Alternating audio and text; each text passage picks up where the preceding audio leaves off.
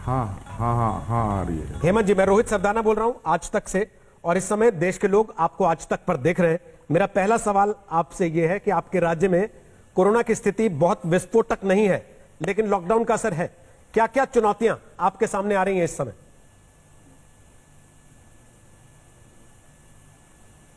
देखिए, चुनौतियां तो हमारे यहाँ कई क्षेत्रों में है। आर्थिक रूप से हो, सामाजिक जंग पर हो, या स्वास्थ्य सेवा को लेकर हो। वैसे तो हमारे यहाँ चुनौतियां पहले से ही रही हैं। ये तो डबल डिजास्टर हो गया है इस राज्य के लिए, और हम लोग अभी कहा जा सकता है कि डबल डिजास्टर से ये राज्य गुजर रहा है। किस किस क्षेत्र में आपको दिक्कत हो रही है? क्या क्या परेशानियां आपके सामने आ रही हैं?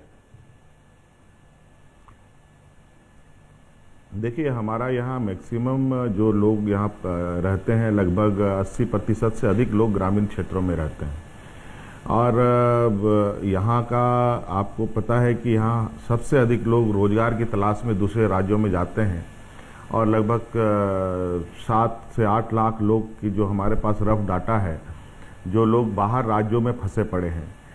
और हमारे लोग धीरे धीरे जिस तरीके से यहाँ लोग आ रहे हैं, और उस तरीके से संक्रमण की भी संख्याएं हमारी बढ़ रही हैं। लगभग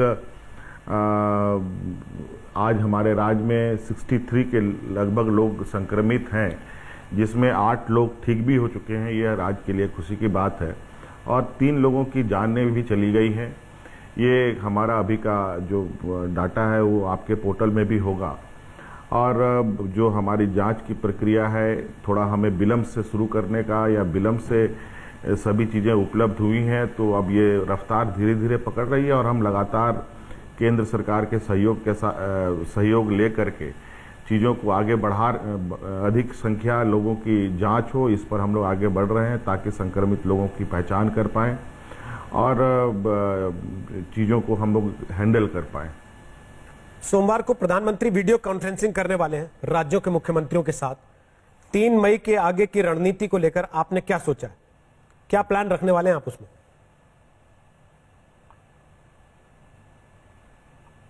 देखिए, लॉकडाउन जिस तरीके से अभी सेकेंड लॉकडाउन की बातें हम लोगों को बताई गई है, जो राज्यों को आदेश हुआ है, इसमें जो संकेत दिए हैं, लगता है कि ये 3 तारीख के बाद धीरे धीरे लॉकडाउन खुलने की और आगे बढ़ेगा।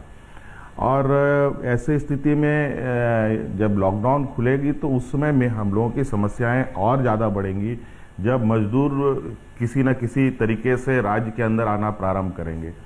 उनको रोजगार देने की बात हो, उनको क्वारंटाइन में सेंटर में रखने की बात हो, और उन जो लोग ठीक होंगे उनको रोजगार देने की बात हो, ये सारी चीज़ें हैं।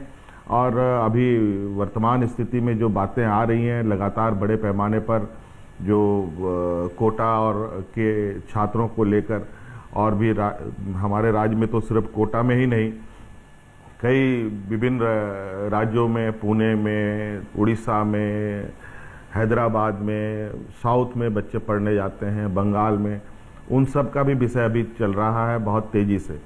और ये सभी लोग आप देख रहे होंगे व्हाट्सएप के माध्यम से, आप लोगों के चैनलों के माध्यम से, वो सभी लोग घर आना चाहते हैं।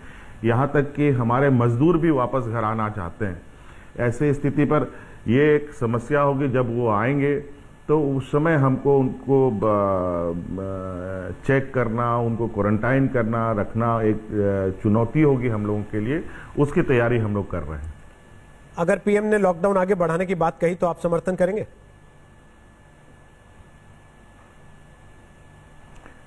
देखिए, अब ये तो पहले ही उन्होंने लगातार जिस तरीके से ये दूसरी बार लॉकडाउन जिस तरीके से लगाया है, आगे भी जो भी उनका निर्णय होगा देश के समक्ष, तो वो एक सबके लिए एक समान आदेश होगा।